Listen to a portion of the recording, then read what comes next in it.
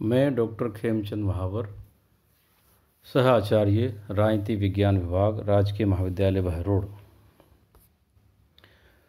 प्रिय विद्यार्थियों, आज हम भारतीय राजनीतिक व्यवस्था, जो आपका द्वितीय प्रश्न पत्र है बीए सेकेंड ईयर का, उसका एक महत्वपूर्ण विषय भारतीय राष्ट्रीय आंदोलन के अध्ययन को आगे बढ़ाएंगे। इससे पूर्व भी हमने 2 वीडियो में भारतीय राष्ट्रीय आंदोलन में जो जन चेतना के कारण थे या राष्ट्रीय आंदोलन के उदय के कारण थे, उसकी चर्चा की थी। आज भी हम भारतीय राष्ट्रीय आंदोलन का जो दूसरा चरण है 1885 से 1905, उसका अध्ययन हम करेंगे। इसका अध्ययन भी हम 2 चरणों में करेंगे।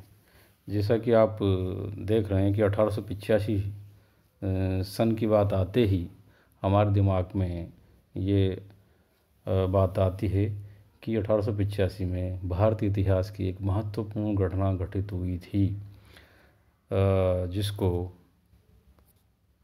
भारतीय राष्ट्रीय कांग्रेस की स्थापना के रूप में हम जानते हैं। इसलिए पहले इसके बारे में चर्चा करेंगे। तो भारतीय राष्ट्रीय कांग्रेस की स्थापना 1885 में हुई। यदि हम कहें कि कांग्रेस का क्या अर्थ है, तो कांग्रेस का जो शब्द है वो उत्तरी अमेरिका के इतिहास से लिया गया है शब्द है, जिसका अर्थ है लोगों का समूह। भारतीय राष्ट्रीय कांग्रेस की जो स्थापना है वो 28 दिसंबर 1885 में प्रातः 11 बजे हुई थी। इस भारतीय राष्ट्रीय कांग्रेस की स्थापना गोकुल दास तेजपाल संस्कृत कॉलेज भवन के एक सम्मेलन में हुई थी।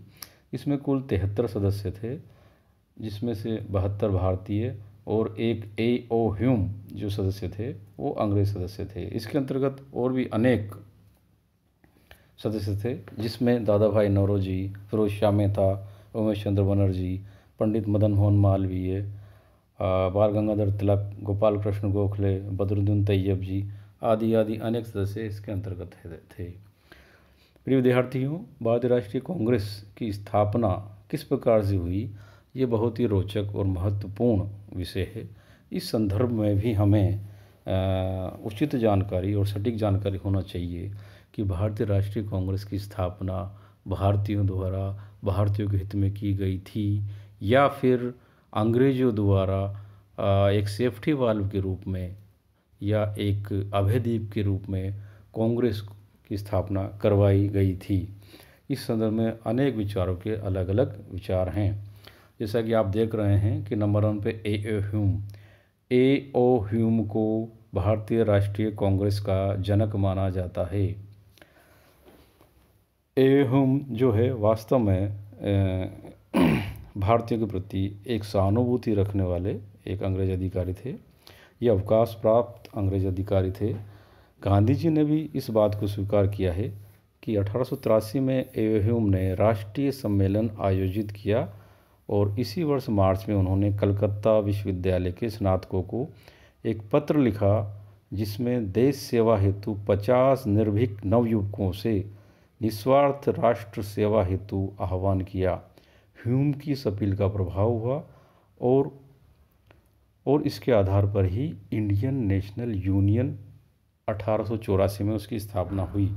ये जो 1884 में इंडियन नेशनल यूनियन की स्थापना हुई थी, आगे चलकर उसी की तर्ज पर भारतीय राष्ट्रीय कांग्रेस की स्थापना मानी जाती है।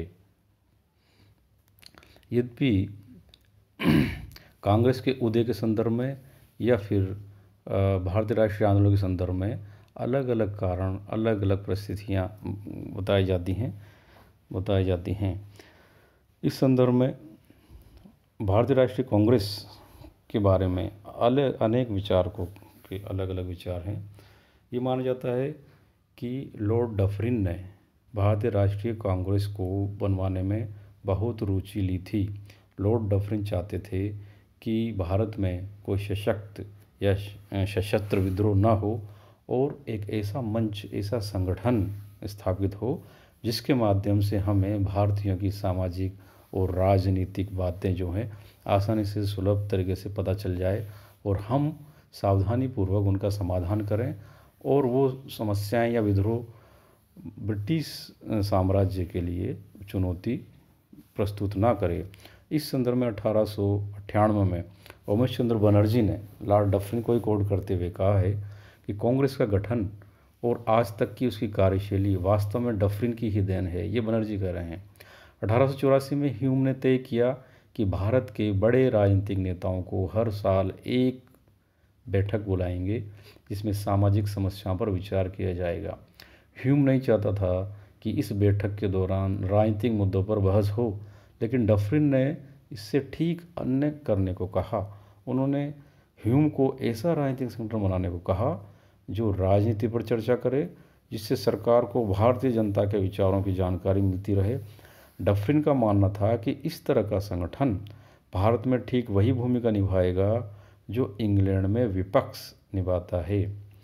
इसी संदर्भ में रजनी पामदत्त ने भी कहा है, उनकी प्रसिद्ध पुस्तक इंडिया टुडे, उसके अंतर्गत कहा है कि ब्रिटिश शासन ने गुपचुप योजना तैयार की थी ताकि उस समय आसन्न हिंसक क्रांति को टाला जा सके। ह्यूम की जीवनी में विलियम वेडनबर्ग ने लिखा है कि भारत में असंतोष की बढ़ती हुई शक्ति से बचाने के लिए एक अभय द्वीप की ज़रूरत है, सेफ्टी वाल की ज़रूरत है, और कांग्रेस आंदोलन से बढ़कर दूसरा अभय द्वीप कोई नई चीज़ नहीं हो सकती। ये उपयुक्त तर्क गिनाए जाते हैं और इसमें ये सिद्ध करने का प्रयास किया जाता है या इन तर्कों को देखकर ऐसा माना जाता है कि वास्तव में भारतीय राष्ट्रीय कांग्रेस की स्थापना सही मंशा से नहीं की गई थी। ये ऐसा लगता है कि ये ए ह्यूम और लॉर्ड डफरिन का एक षड्यंत्र था और इस संगठन को खड़ा करने का एकमात्र लक्ष्य ये था कि जिससे भारतीय असंतोष की जो भावनाएं हैं वो कहीं सशक्त और विद्रोह के रूप में सामने ना आए और कहीं वो ब्रिटिश साम्राज्य को चुनौती प्रस्तुत ना करे। तो इस प्रकार की अनेक आशंकाएं, जैसे रजनी पामदत्त की भी यही आशंका है, विलियम वेडनबर्ग ने भी यही कहा है और उमेश चंद्र बनर्जी भी यही कहते हैं। किंतु विश्लेषण करने पर ये पाते हैं कि वास्तव में जो भारतीय राष्ट्रीय कांग्रेस है वो लॉर्ड डफरिन की दिमाग की उपज नहीं थी, वो ए.ओ. ह्यूम के सार्थक प्रयासों की उपज थी। ए ह्यूम वास्तव में चाहते थे कि भारत में एक ऐसा संगठन बने जिसके माध्यम से भारतीय अपनी बात आसानी से कर सकें और उस पर चर्चा की जाए और उससे जो ब्रिटिश गवर्नर या फिर ब्रिटिश वायसराय हैं या ब्रिटिश साम्राज्य है वो परिचित हो और उन सब समस्याओं का समाधान किया जा सके।